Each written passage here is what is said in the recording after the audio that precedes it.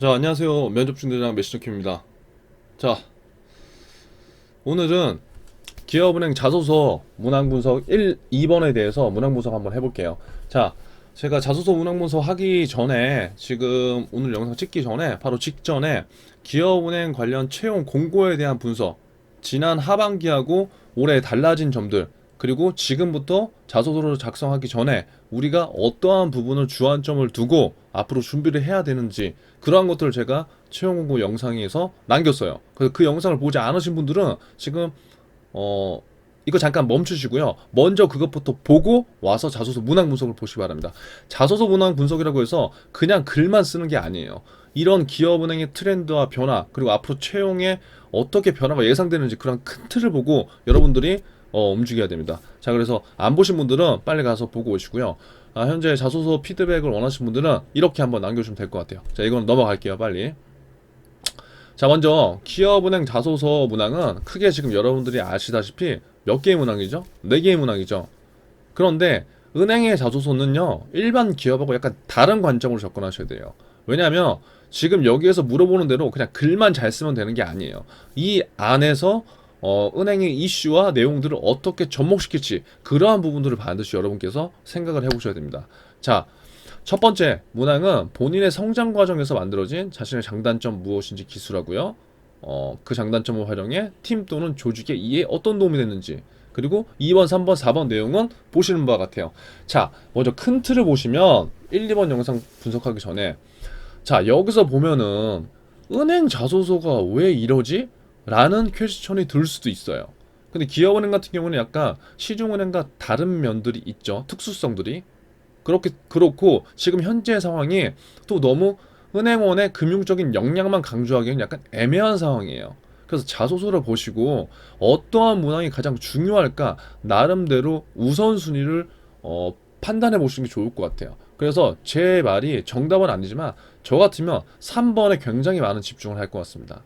왜냐면 나머지 성장 과정의 장단점, 조직적 측면이죠. 그 다음 실패의 기준, 이것도 크게 직무나 은행의 로열티를 강조하기엔 뭐 크게 영향은 없어요. 4번 사회적 책임. 보시면 이 4개의 문항 중에 1번, 2번, 4번은요. 굳이 은행권 지원자가 아니더라도 누구나가 취준생으로서 자소서를 써봤다면 쓸 수 있는 문항이에요. 맞나요? 여러분들 직접 생각을 해보세요. 그런데 3번은 은행에 지원하거나 작년 하반기, 작년 상반기 때 만약에 실패한 친구들이더라도 그 히스토리를 지금과 연계성을 어느 정도 갖게 됐다면 일반 처음 지원한 친구들과는 반드시 차별화가 될 수 있는 문항이 3번입니다. 지원 동기. 그래서 여러분이 한번 기업의 입장, 인사 담당자분 입장이 된다면 어떤 걸 내가 좀 더 주안해서 볼 것인가를 한번 생각해 보세요. 그래서 제가 추천드리는 거는 일단 3번에 좀 많은 시간을 투자해 주시고 나머지 1, 2, 4번은 솔직히 누구나 다 쓸 수 있다. 그 경험과 나의 이러한 사례들을 어떻게 매칭시키는지, 그게 중요한 거죠. 하지만 3번은 진정하게 준비한 분들은 여기에서 킬링 포인트를 만들어야 됩니다. 그래서 큰 4가지 측면에서 이해를 돕고요. 자, 1번부터 한번 들어가 보도록 하죠. 자, 본인이 성장 과정에서 만들어진 자신의 장단점이 무엇인지 기술하고요. 그 장단점을 활용해 팀 또는 조직의 이해에 어떠한 도움이 되었는지를 사례를 들어 설명하라고 했어요. 천자네요. 자, 이게 지금 제가 제 블로그에 넣어놨는데 이렇게 글로 한번 같이 보세요. 나머지 요거는 제가 파일로 좀 드리기가 그래서 나중에 면접 전에 이슈 분석 영상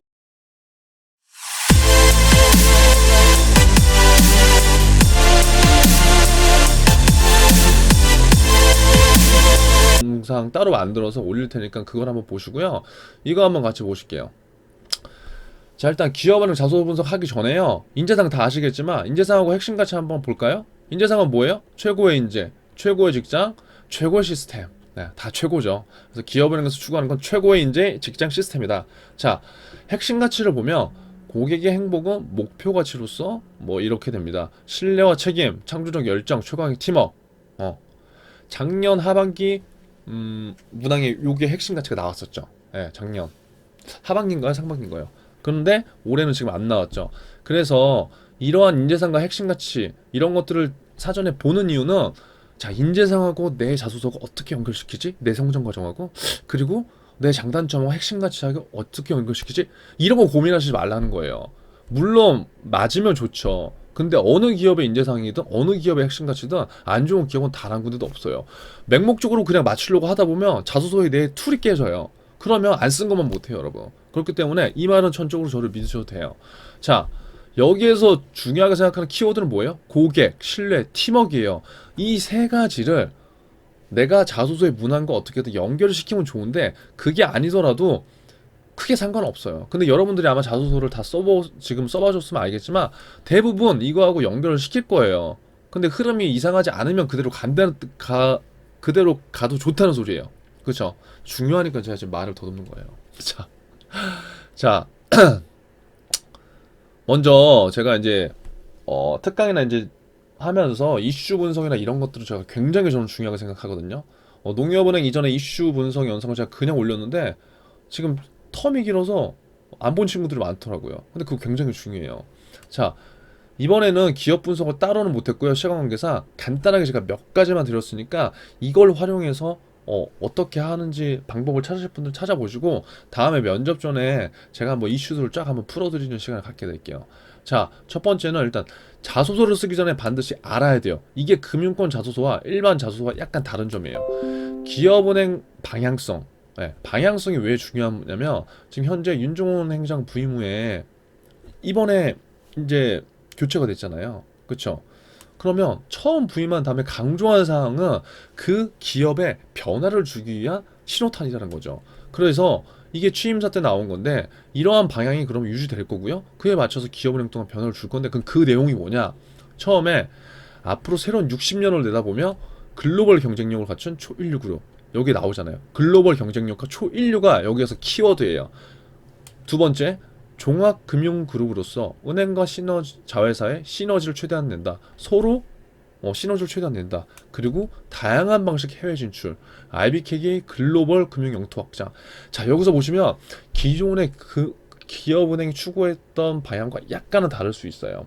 동반자 금융과는 약간은 다른 포인트. 그리고 적극적으로 지금 다양한 방식으로 해외 진출을 했다는 거죠. 그럼 여기에서는 도전적인 측면이나 이런 것들도 강조될 수가 있다는 거예요. 왜? 지금 윤종호 행장이 말한 거기 때문에요. 그리고 글로벌 금융영토 확장. 제가 알기로는 글로벌 금융영토 확장 이런 단어들은 기업은행하고 약간 어울리지 않는다? 이 말하면 좀 그렇지만 여지껏 그렇게 쉽게 찾아볼 수 있던 단어는 아니었어요. 그래서 이러한 단어들이 어떠한 연결성을 갖고 있냐 그런 것들 한번 생각해보면 좋을 것 같아요. 그리고 여기서 나온 것 중에 중요한 거는 혁신금융과 바른 경영을 제시했다는 거예요. 혁신금융과 바른 경영. 그럼 바른 경영이 뭐냐? 고객이 가장 신뢰하는 은행이라고 얘기했다는 거죠. 법과 원칙에 준수와 함께 철저한 윤리의식, 책임감 있는 자세. 그러면 우리가 이런 이슈들을 보고 그냥 혁신금융과 바른 경영 제시를 했구나. 여기서 끝나면 안 돼요, 여러분. 저 같으면은 이걸 갖다가 4번의 사회적 책임과 저는 연결을 시킬 거예요. 네. 그래서 이러한 연결 포인트를 여러분들이 한번 찾아보시라고요. 자, 그리고 마지막에 또 강조한 게 뭐냐? 신뢰와 실력과 사람, 시스템 이 네 가지를 강조했어요.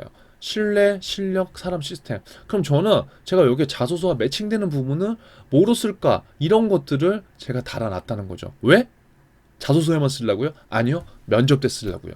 면접 때 이러한 것들을 미리 매칭시켜 놓고 그걸 자소서에 지금 제가 쓰잖아요. 그럼 면접 때 나는 이러한 의도로 내가 이러한 자소서 문항 배치를 했기 때문에 연결시킬 수가 있어요. 연결이 지금 안 되시죠? 그건 제가 다음에 한번 보여드릴게요. 그래서 일단 매칭 시키는 것까지 한번 보시면 좋다. 자, 그리고 기업은행 같은 경우는 중소기업 대출면에 있어서 1위라는 건 모두가 다 알잖아요. 그냥 막연하게 1위가 아니에요. 현재 규모 대략적으로 160 역대 최대인 160조를 돌파했구나. 이런 상징적인 키워드 160조 돌파 이런 것들은 저 같으면은 뭐 지금 뭐 해보겠지만 이거 오타가 계속 나네요. 저는 1분 자기소개 때 160으로 저는 자기소개를 할 것 같아요. 예를 든다면 면접에 가신다면 이러한 그래서 숫자들을 잘 기억해 놓으시면 굉장히 도움이 돼요. 그리고 특화 분야인 중소기업 대출 경우 역대 최대 경치.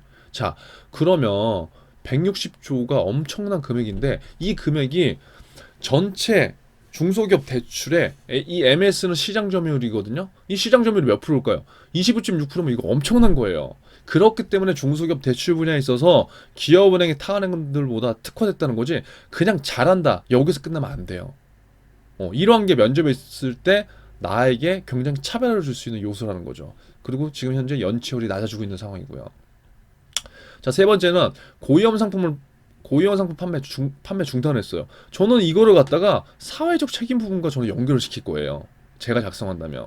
그러니까 이러한 이슈와 이러한 자소서와 면접의 연결성들을 여러분들이 지금 찾는 연습을 해보시고 자소서를 작성해 보세요. 그냥 지금 뭐 많은 유튜버 분들이나 아니면 강사님 분들이 좋은 내용을 해주고 계시지만 자소서 A는 A다, B는 B다, C는 C다 그런 건 없어요.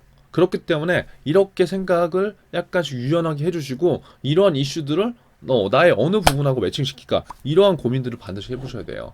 자, 고위험 상품 중단 같은 경우는 뭐예요? 만 80세 이상 고객에게 고위험 상품 판매를 중단했어요. 이거 왜 중단했어요? 작년 우리은행 DLF 라임 사태 터졌죠? 우리은행 같은 경우 꼭 우리은행뿐만이 아니라 금융권에 대한 신뢰가 기반이 약하잖아요. 많이 지금 처져 있다고요. 그래서 기업은행이 지금 선발적으로 지금 대응을 한 거죠. 그럼 이런 것들 왜 했어요? 우리 기업은행은 고객보호 제도를 위한 강화 조치를 했어요. 왜? 아까 제가 위에 보여드렸죠. 고객 중심, 고객이 가장 신뢰하는 은행. 지금 어떤 은행이든 가장 중요한 키워드는 고객이거든요. 그럼 이러한 것들을 먼저 시행했기 때문에 이러한 것이 기업은행에 나중에 내가 지원하거나 면접을 보거나 자소서에 작성을 할 때 로얄 로얄티를 강조할 수 있는 이런 단어들이라는 거죠. 자, 그래서 여기에 보시면 만 70에서 80세 미만에게 판매나 허용하되 뭐예요? 직원의 실적 미포함되어 있다. 여기 돼 있잖아요. 그럼 이제 여러분 잘 생각해 보세요. 각 은행들은 KPI라는 게 있죠. 그럼 KPI가 뭐예요? 핵심 성과 지표죠. 직원들이 해야 돼요. 근데 70세에서 80세 미만 고객들한테 판매는 가능한데 실적이 미포함된대요. 그러면 물론 실적에 상관없이 많은 직원들이 그냥 능동적으로 하는 분들도 계시겠지만 저 같으면 안 할 것 같아요. 굳이 실적에도 안 들어가는데 이러한 사회적 이슈가 있는데 고객한테 무리하게 권유한다? 저 같으면 안 할 것 같아요. 이러한 것들이 그 은행의 영업 방향과 앞으로의 방향성을 나타내 주는 거예요. 그렇기 때문에 이러한 방향성들은 우리가 금융권, 자소서나 면접, 그 다음에 은행원으로서 굉장히 중요한 이슈라는 거죠. 이러한 것들 미리부터 파악하셔야 돼요. 자, 지금 자소서 문학 분석을 해야 되는데 제가 15분만 하려고 했는데 벌써 12분이네요. 자, 그래서 뭐 기업 지원 같은 경우 한번 보세요. 기업 지원을 한 다양한 경로들이 있어요. 근데 기업은행 같은 경우에는 그 규모가 상대적으로 굉장히 커요. 이런 것들은 제 블로그로 들어오셔서 한번 내용들 한번 보세요. 모바일 같은 경우에도 지금 아이언뱅크인데 굉장히 좀 많은 장점들이 있죠. 근데 한 가지 특징적인 걸 제가 갖고 왔는데 이러한 이슈가 뭐냐면 기업은행 같은 경우는 7년 만에 외국인 고객 전용 모바일 뱅킹 구축을 위한 프로젝트에 착수했다는 거예요. 네. 현재 4개 언어로 돼 있는데 향후 개선되면 16개국 14언어로 돼 있다. 그럼 여러분들이 궁금해야 돼요. 왜 하지? 그리고 현재 시중은행들은 모바일이 외국인에 관련된 게 별로 없나? 이러한 것들이 여러분 나중에 제가 또 말씀드리겠지만 이러한 게 디지털 인재예요. 디지털적 사고를 한다는 게 굉장한 게 아니고 뭐 코딩을 얼마나 지금 잘하냐 그런 게 아니에요. 자, 과거에 외국인들 고객이 지금 여러분 상당히 많거든요. 그럼 그런 분들이 신분증과 여권 사진을 찍어도요 원본과 왔는지 진협을 할 수 없어서 비대면 계좌 개설이 불가자체였어요. 근데 하지만 이번에 금융위 유권 해석으로 해당 업무가 가능해졌고요. 그에 발맞춰서 기업은행이 이러한 것들을 지금 선두에서 도입한다는 거죠. 자, 최근에 237만 명 국내 체류 외국인이에요. 국내 체류 중인 외국인이 237만 명이라고요. 근데 2030년에는 몇만 명이에요? 600만 명. 한국 인구수의 약 12%. 5천만에 12%라는 거죠. 이거 많아요, 적어요? 이 앞으로 많은 국내에 체류하는 외국인이 점점 시장이 커질 것으로 판단되고 또 그러한 성장이 그 외국인 고객들한테 기업은행이 먼저 이러한 우호적인 서비스나 이러한 좋은 서비스 제공하면 어떻게 될까요? 고객이 느는 거잖아요. 그럼 당연히 좋은 거죠. 그래서 이러한 이슈들을 바탕으로 해서 살펴보시면 될 것 같습니다. 자, 문항 분석은 짧게 한번 해볼게요. 최대한 짧게. 자, 본인의 성장 과정에서 1번 만들어진 자신의 장단점이 무엇인지 기술하고 그 장단점을 활용해 팀 또는 조직에 이게 어떤 도움이 됐는지 사례를 들어 쓰라고 했죠. 자, 문항의 의도는 뭐 크게 이렇게 보면 돼요. 근본 문항에서 중요한 부분은 뭐냐면요. 여러분의 성장 과정, 여러분의 장단점 부분에만 포커스를 맞춰서 쓰면 절대 안 됩니다. 왜요? 여러분의 성장 과정과 장단점을 쓰라는 게 아니에요. 그걸 토대로 해서 뭐예요? 이러한 점들을 활용해서 팀이나 조직에 기여한 부분이 뭐냐라는 걸 묻는 거예요. 그래서 성장 과정과 자신의 장단점만 나열하는 게 아니라 그걸 활용해서 어떠한 내가 조직에 기여에 도움이 됐는지 그게 포인트예요. 자, 두 번째.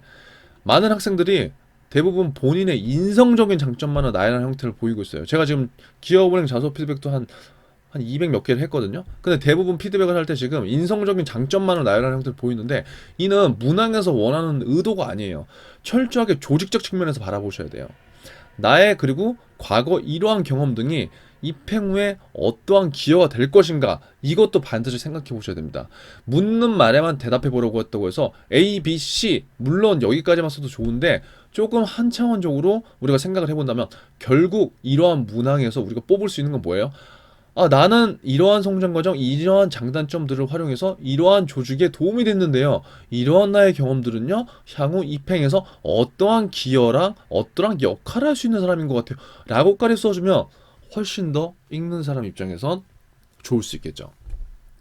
그래서 1번 문항에서 주의해야 될 건 뭐냐면 어떠한 사례를 작성할까 이것만 고민하지 마세요. 지금 대부분 친구들 고민하는 건 이 사례가 좋을까 이 사례가 좋을까 이거보다 사례 대부분 거기죠. 그러면 대부분 내가 보여줄 부분을 최대한 디테일하게 보여주는 전략으로 가는 게 좋다는 겁니다. 너무 의도적으로 또 인재상과 핵심 가치에 맞출 필요는 없어요. 제가 서두에 분명히 말씀드렸어요. 맞추면 좋지만 위에 기업은행의 방향성이나 주요 과제들을 참고해서 연계성 있는 작성이 된다면 더욱 좋습니다. 특히 금융권에서 이슈 활용이 중요한 것은 제가 누누이 강조하지만 해당 은행의 이슈를 알아야 적용할 수 있는 사고의 폭이 좋아져요. 이 문항의 경우 같은 경우에는 뭐냐면 일반 기업과 어떻게 보면 일반 기업과 다를 것이 없어요. 하지만 또 내가 잘 녹여서 쓰면은 달라질 수도 있다는 거죠. 자, 이건 넘어갈게요. 자, 그리고 몇 가지 팁을 드리면 이제 이거예요. 반드시 장단점 모두를 기재해야 돼요. 어떤 친구들을 보니까 장점만 나타내니까 장점만 나타내면 안 돼요. 그리고 장점 같은 단점을 작성하지 마세요. 단순한 장단점을 묻는 것이 아니고 뭐예요? 다시 한번 활용문을 묻는 것이기 때문에 다시 한번 집중하시고요. 결국은 조직의 기여, 이 부분이 포인트다. 그리고 단점의 경우에는 문제점을 인식하고 이를 보완하기 위해 내가 어떻게 노력했다가 나오면 당연히 좋겠죠. 나의 단점은 성격이 급한 거예요. 근데 거기서 끝이 나면 안 된다는 거죠. 자, 여러분들 헷갈릴 수도 있으니까 장점은 그리고 누구나 잘 쓸 수 있죠. 그렇죠? 빨리 대답하세요. 네. 그래서 제가 단점 한번 예를 들어볼게요. 단점 같은 경우에 이건 그냥 제가 예니까 참고하세요. 단점은 나는 급한 성격이에요. 과거에 이러한 사례에서 이런 일을 해야 되는 목표가 있었는데요. 목표가 있었습니다. 근데 저는요 항시 목표보다 D-3일 전에 완료를 해야 되는 성향이에요. 그러니까 저는 성격이 급한데 과거에 이런 팀 프로젝트를 했는데 팀 프로젝트를 할 때도 저는 항상 목표 대비 며칠 D-3일 전에 완료를 해야 제가 두 발 뻗고 잠을 자는 성향이에요. 이게 나의 단점이라는 거예요. 그래서 매일 6시간 이상 동안 뭐 자료를 파악하고 실행하고 막 이런 것들을 했어요. 근데 내가 이렇게 하다 보니까 이게 지금 팀 프로젝트잖아요. 팀원들이 나를 못 쫓아오는 거야. 그래서 팀원들이 과부하가 걸렸어. 그럼 이 과부하가 걸린 상황에서 그들의 오해와 뭐 이런 것들이 있을 수 있겠죠. 근데 그들의 오해와 이해를 나만의 이런 방식으로 해결했어. 그래서 결국 다른 팀들보다 여유롭게 구성하고 다른 그 팀들은 한 번도 자체 피드백을 못 했는데 우리 팀은 나의 이런 성향으로 바탕으로 해서 좀 더 꼼꼼하게 하고 한 번 더 자체 피드백 할 수 있는 상황을 만들었어요. 그래서 결과를 냈고 결국 팀 목표를 했다. 자, 그래서 중요한 건 뭐냐면 여기서 급한 성격은 되게 단점이 될 수도 있잖아요. 근데 이 문항에서 내 단점이 이거예요? 이렇게 기술하는 것이 아니라 분명 단점을 활용해 조직에 기여한 부분을 찾아야 한다는 거고요. 자, 이게 중요합니다. 급한 성격이 다른 관점에서 보면 분명히 단점은 돼요. 근데 이렇게 조직의 입장에서 업무 처리를 할 때 이러한 긍정적인 영향도 줄 수 있다. 그러니까 나라는 사람을 얼마나 내 스스로 잘 파악했냐를 묻고 또 그 단점으로만 보고 끝이 나는지 아니면 지금 이 예시처럼 단점 또한 뭔가 활용하고 노력하고 개선해서 성과를 낼 수 있는 사람인지를 묻는 거예요. 그래서 이 예대로 작성하시는 게 아니라 이렇게 한번 생각을 해보시는 것도 좋을 것 같다는 생각에 처음 작성하시는 분은 헷갈릴 수 있잖아요. 그래서 제가 넣어봤어요. 자, 아이고 이거 떨어졌네. 하나 그냥 더 예시를 들어보면 단점 사례 하나 그냥 더 들어볼게요. 이거 똑같이 작성하면 안 돼요. 단점 사례 하나 더는 나는 평소에 굉장히 느리다는 평가를 받는다. 느리다는 건 단점이잖아요. 근데 A 프로젝트를 할 때 모든 사람들이 빠르게 진행하는 동안 나는 그 속도에 맞추지 못했어. 근데 하지만 그 순간 따라가지 못한 거지 일을 안 한 게 아니잖아요. 그쵸? 이러한 느린 속도로 개인 시간과 또 집에 와서 새벽까지 내 스스로 노력한 거예요. 왜? 남들하고 속도를 비슷하게 맞추기 위해서. 이렇게 하다 보니까 팀원들의 디테일한 실수와 보완 사항을 잡아갈 수 있었어. 맞죠? 나는 느리지만 내 개별 시간과 뭔가 다른 것들을 내가 천천히 보고 남들 노는 시간에 내가 또 했잖아요. 그러면 이러한 디테일한 실수와 보완 사항을 잡아갈 수 있었다는 거죠.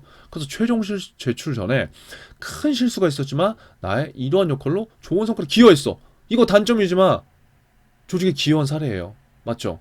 생각을 약간 유연하게 해주세요. 자, 그래서 여러분들이 장점을 잘 작성한다는 가정에서 단점 두 가지 사례를 작성해 봤는데 큰 흐름을 이와 같이 생각한다면 좋다는 것입니다. 자소서는 절대 어떻게 써야 하는 공식이 없어요. 하지만